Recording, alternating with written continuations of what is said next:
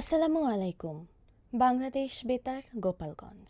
খবর পড়ছি ওশান বিশ্বাস। গোপালগঞ্জে পবিত্র ঈদুল আজহার প্রধান জামাত অনুষ্ঠিত হবে সকাল 7:30টায় কেন্দ্রীয় পৌর ঈদগাহ ময়দানে। ঈদের দ্বিতীয় জামাত সকাল 8টায় থানাপাড়া জামে মসজিদে এবং তৃতীয় জামাত সকাল 8:30টায় গোপালগঞ্জ সালেহিয়া আলিয়া মাদ্রাসা জামে মসজিদে অনুষ্ঠিত হবে। তবে আবহাওয়া প্রতিকূল হলে সকাল 8টায় প্রধান জামাত কেন্দ্রীয় কোর্ট মসজিদ ও জেলা মডেল মসজিদে আয়োজন করা হবে বলে জানিয়েছে সংশ্লিষ্ট কর্তৃপক্ষ। এছাড়া সকাল 8:30 থেকে 9টার মধ্যে বেদগ্রাম জামে মসজিদ, গেটপাড়া জামে মসজিদ, মোহাম্মদপাড়া জামে মসজিদ, জেলার বিভিন্ন মসজিদে ঈদের জামাত অনুষ্ঠিত হবে। মুকসুদপুর, কাশিয়ানী, কোটালীপাড়া ও টুঙ্গিপাড়াতেও একাধিক ঈদের জামাতের আয়োজন করা হয়েছে।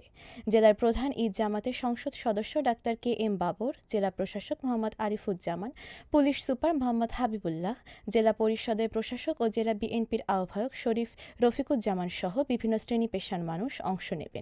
নামাজ শেষে দেশ ও জাতির কল্যাণ কামনা করে বিশেষ মোনাজাত করা হবে।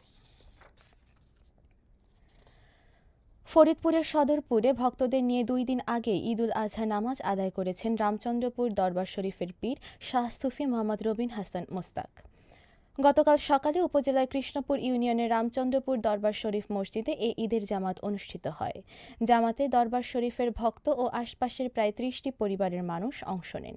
নামাজ শেষে দেশ, জাতি ও মুসলিম উম্মাহর শান্তি ও সমৃদ্ধি কামনা করে বিশেষ মোনাজাত করা হয়।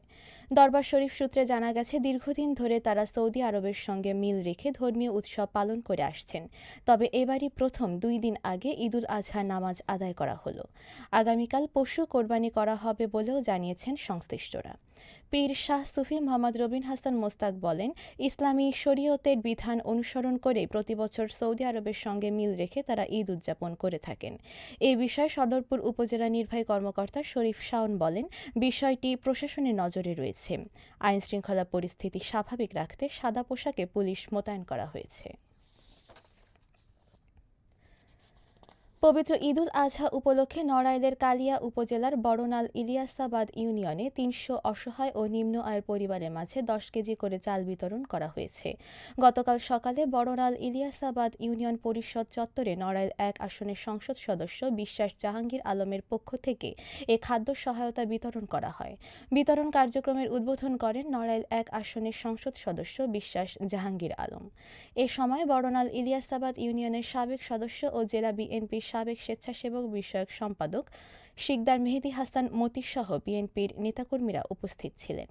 তিনি বলেন, ঈদকে সামনে রেখে সুবিধাবঞ্চিত মানুষের মুখে হাসি ফোটাতে এই উদ্যোগ নেওয়া হয়েছে।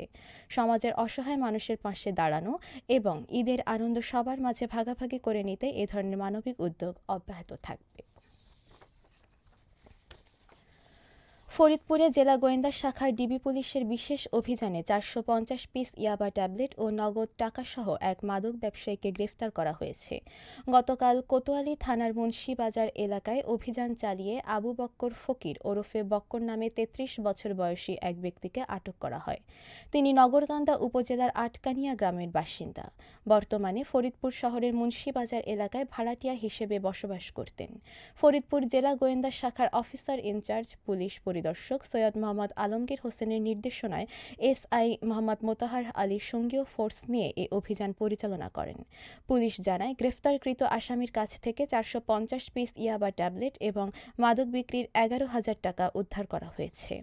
এ ঘটনায় মাদকদ্রব্য নিয়ন্ত্রণ আইনে আইনগত ব্যবস্থা প্রক্রিয়াধীন বলে জানিয়েছে জেলা গোয়েন্দা পুলিশ। সবশেষে আবহাওয়া।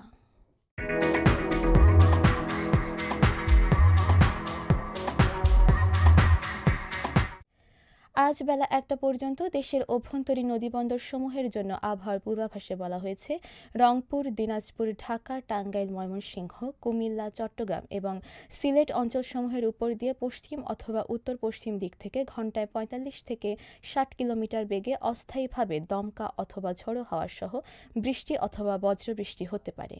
এসব এলাকার নদীবন্দর সমূহকে 1 নম্বর সতর্ক সংকেত দেখাতে বলা হয়েছে। খবর শেষ হলো।